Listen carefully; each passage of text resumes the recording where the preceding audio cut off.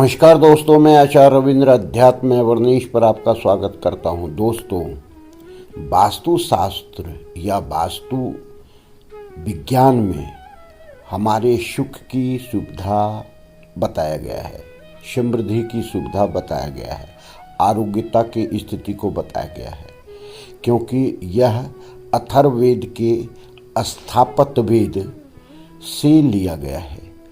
अब इसमें जितने भी शिल्प कला हैं, अर्थात वास्तु शिल्प के बारे में जो डिटेल बताया गया है, इसमें यही बताया गया है कि किस किस चीज़ का हम वास्तु में ध्यान रख करके अपने मकान का निर्माण करते हैं, या बने हुए मकान का इंटीरियर अगर करते हैं कुछ ऐसे तस्वीर लगा करके, तो हमारे भाग्य में काफ़ी वृद्धि हो सकता है। हमारे भाग्य का जो है द्वार ये तस्वीर खोल सकते हैं, क्योंकि तस्वीर का काम है कि निगेटिव या पॉजिटिव ऊर्जा का संचार करना। कुछ ऐसे तस्वीर हैं जो निगेटिव ऊर्जा का जो है संचार करता है, और कुछ ऐसी तस्वीर हैं जो पॉजिटिव ऊर्जा का संचार करता है।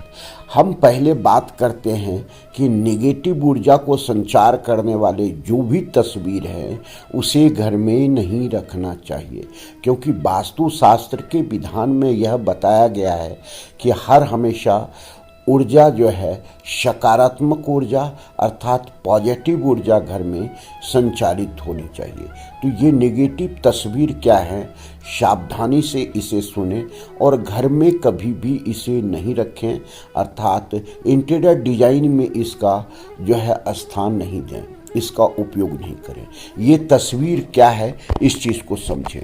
सबसे पहला तस्वीर कि आप घर में डूबते हुए किश्ती का तस्वीर नहीं रखें, अर्थात नाव जो होता है वह डूब रहा हो, ऐसा कोई तस्वीर घर में नहीं रखना चाहिए, क्योंकि यह डायरेक्ट इंडिकेट करता है कि आपके घर में अर्थात जो किश्ती जिस प्रकार डूब रहा है, आपकी ज़िंदगी में भी किस्मत आपका इसी प्रकार डूबने वाला है। तो ये तस्वीर कहीं भी नहीं लगाएं। आज अगर आपके घर में ये तस्वीर है तो तत्काल इस तस्वीर को हटा दें। दूसरा तस्वीर है कि कोई भी युद्ध का, महाभारत से लेकर के किसी प्रकार के युद्ध का, वह तस्वीर भी घर में नहीं रखें, क्योंकि ये तस्वीर लोग क्या होता है इंटीरियर डिजाइन के हिसाब से इसको लगा लेते हैं कि खूबसूरत लगेगा, लेकिन खूबसूरत तो जरूर लगेगा, लेकिन इससे ऊर्जा क्या संचालित हो रही है, इसका जो है पॉजिटिव या नेगेटिव ऊर्जा से क्या संबंध है।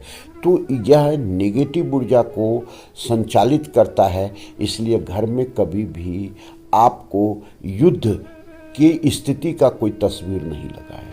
तीसरा चीज़ है कोई भी हिंसक वस्तु, हिंसक जीव जंतु या जंगली जानवर की तस्वीर आप घर में नहीं लगाएं। तो ये इसलिए नहीं लगाना है कि सीधी सी बात है कि आपके घर में हिंसा की स्थिति उत्पन्न हो सकती है, लड़ाई झगड़े की स्थिति उत्पन्न हो सकती है, किसी केस मुकदमा में आप फंस सकते हैं, या कोई भी नेगेटिव एनर्जी जब डेवलप होगा तो आपके मस्तिष्क में बैठेगा तो आपके बिहेवियर में चेंजिंग होने लगेगा, और बिहेवियर आपका इसी प्रकार का होने लगता है। तो ये तस्वीर आप घर में नहीं लगाए। अब देखिए, कोई व्यक्ति क्या होता है, किसी का गर्दन कटा हुआ का तस्वीर लगा दिया, कोई जानवर का गर्दन कटा हुआ का तस्वीर लगा दिया, क्योंकि खूबसूरत लगने के लिए राजा महाराजा पहले लगाते थे। लेकिन आप इस चीज़ को समझें कि बार बार नेगेटिव ऊर्जा डेवलप होने के कारण राजा का जो है राज ही समाप्त हो जाता था, तो उनकी शौक भी पूरी नहीं हो पाती थी। तो ये तस्वीर घर में नहीं लगाएं। घर में किसी भी रोते हुए बच्चे, स्त्री का चित्र नहीं लगाएं, क्योंकि घर में अगर आप रोते हुए और जो है सो कोई भी तस्वीर लगाते हैं तो आपके घर में नेगेटिव ऊर्जा का संचार होने लगता है, आपकी मन स्थिति पर उसका सीधा प्रभाव नेगेटिव पड़ता है और आपकी मन स्थिति को डिस्टर्ब करता है। तो इस प्रकार का कोई तस्वीर घर में नहीं लगाएं। तांडव करते हुए शिव की जो तस्वीर है, नटराज की तस्वीर घर में नहीं लगाएं। आप समझिए कि नटराज की स्थिति कब उत्पन्न हुई, भगवान शिव तांडव कब किए, तो ये विकराल रूप जब धारण करते हैं तो तांडव रूप को वो जो है सो करते हैं। तो ये तस्वीर घर में नहीं लगाएं, क्योंकि ये नेगेटिव ऊर्जा का संचार करता है।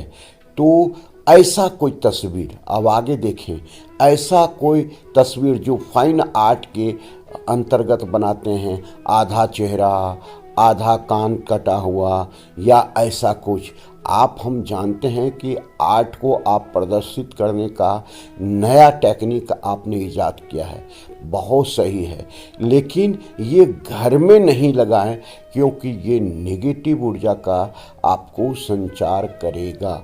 तो ऐसे तस्वीर आप नहीं लगाएं। अब है कि कोई खंडहर मकान जिसका उजड़ गया है, वह नेगेटिव भूत इत्यादि जो है वो नेगेटिव ऊर्जा को संचालित कर रहा है, तो ऐसी तस्वीर कभी भी नहीं करें, क्योंकि ये खंडहर मकान आपके जीवन को खंडहर कर सकता है। अब कोई भी तूफान आया हुआ, बाढ़ आया हुआ, जैसे क्या होता है कि अभी उत्तरांचल में जो है केदारनाथ में आया था, तो उसकी तस्वीर भी हम कई घरों में देखे कि लगा हुआ है।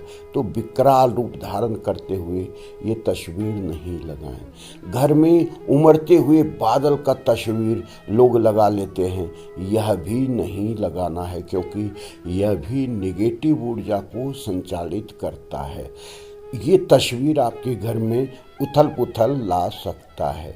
घर में आपस में जो है सो वाद विवाद का तस्वीर या ऐसा कभी भी नहीं लगाएं, और ऐसी जगह पर नहीं लगाएं, ये तस्वीर आपको बहुत हानि पहुंचा सकता है। बहते हुए पानी का तस्वीर या झरना इत्यादि का तस्वीर भी घर में नहीं लगाएं, क्योंकि इससे धन आपका बह करके बाहर चला जाएगा, अर्थात ये नेगेटिव ऊर्जा को संचालित कर रहा है। तो ये तस्वीर आप घर में नहीं लगाएं।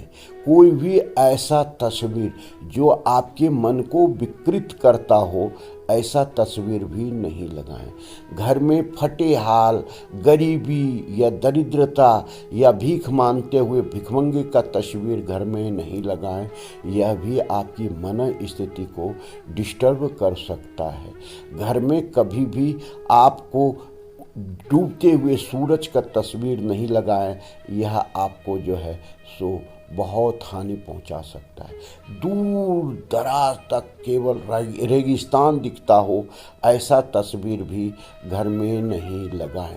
कोई भी ऐसे पौधे का तस्वीर जिसमें कांटा ही कांटा हुआ है, जो इक्यूलिप्टस वगैरह का तस्वीर घर में नहीं लगाएं, यह आपके घर में नेगेटिव ऊर्जा का संचार करेगा। तो इस प्रकार टूटे फूटे किसी भी जो है बर्तन इत्यादि का तस्वीर लोग जो है लगा लेते हैं, सिंधु घाटी सभ्यता का तस्वीर लगा लेते हैं, तो ऐसा नहीं लगाएं, यह नेगेटिव ऊर्जा को दर्शित करता है, प्रदर्शित करता है, आपकी मन स्थिति को डिस्टर्ब करेगा। तो इस वीडियो में केवल हम कौन से तस्वीर नहीं लगाना चाहिए, अब इसके पार्ट 2 में आपको कौन कौन से तस्वीर लगाना चाहिए और इसका क्या लाभ मिलेगा, इसका विश्लेषण किया जाएगा। धन्यवाद, थैंक यू, फिर मिलते हैं अगले वीडियो में।